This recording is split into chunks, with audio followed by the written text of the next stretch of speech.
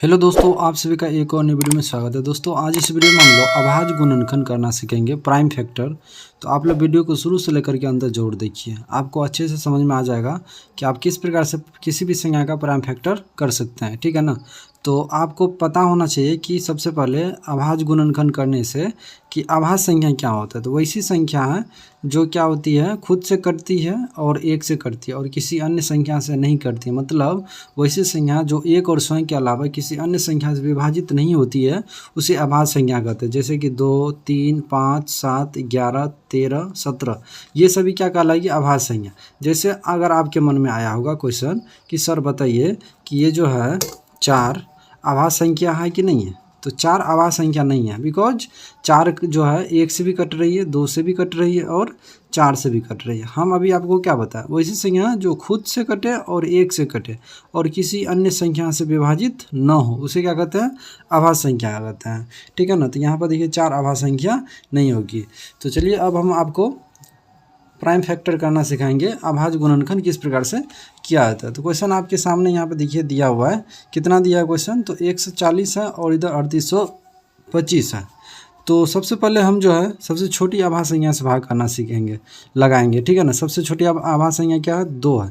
तो 2 से चलिए भाग लगाते हैं, तो कितना हो जाएगा, 2 7 14, ये 0 आ जाएगा।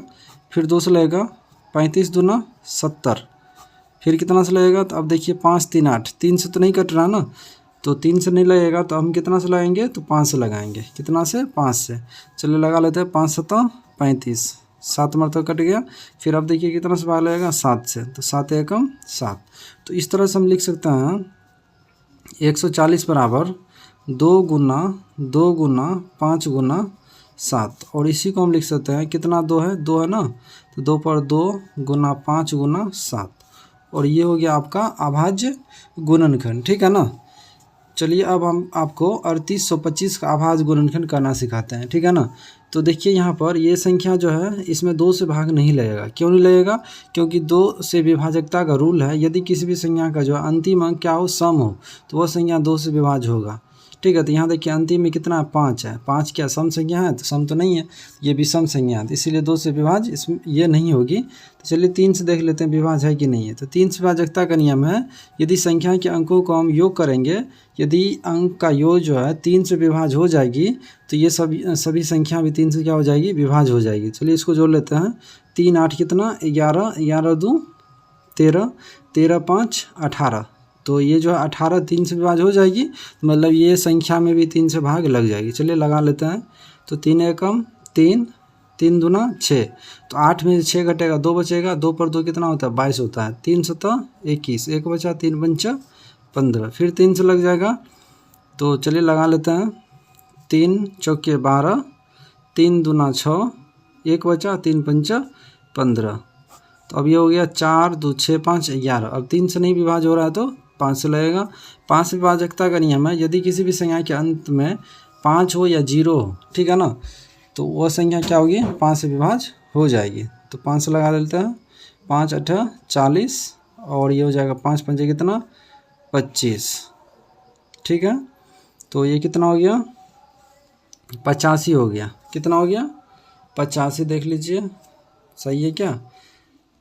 425 में 5 से भाग करेंगे तो 5 8 40, 2 आएगा, फिर 5 पंच 25, सही है।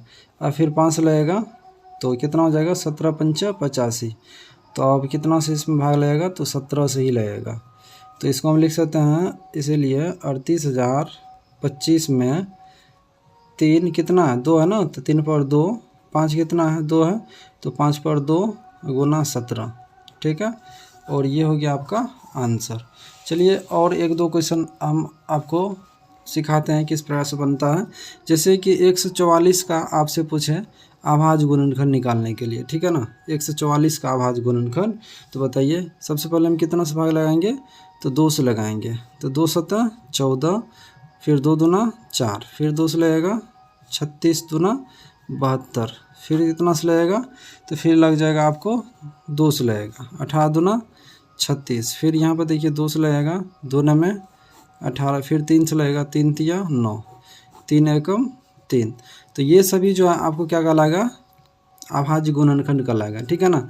जैसे आपसे बोला जाए कि 36 का अभाज्य गुणनखंड क्या होगा, तो 2 से लगाएंगे भाग, 18 दूना 36, 2 में 18, 3 तिया 9, फिर 3 से लगेगा, 3 एकम 3।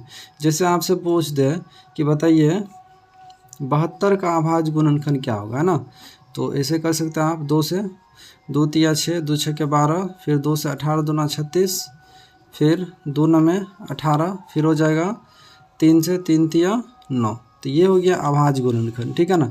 तो उम्मीद करते हैं कि आपको जो है अभाज्य गुणनखंड समझ में आ गया होगा।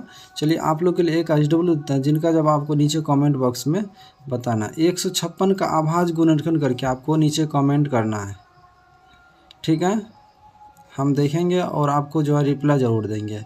तो उम्मीद करते हैं कि आपको वीडियो पसंद आया होगा। अगर वीडियो पसंद आया तो प्लीज़ वीडियो को लाइक कर दीजिए, शेयर कर दीजिए, और अभी तक चैनल को सब्सक्राइब नहीं किए हैं तो प्लीज़ चैनल को भी सब्सक्राइब जरूर कर लीजिए। तो चलिए फिर मिलते हैं अगली वीडियो में, तब तक के लिए बाय बाय, टेक केयर, जय हिंद।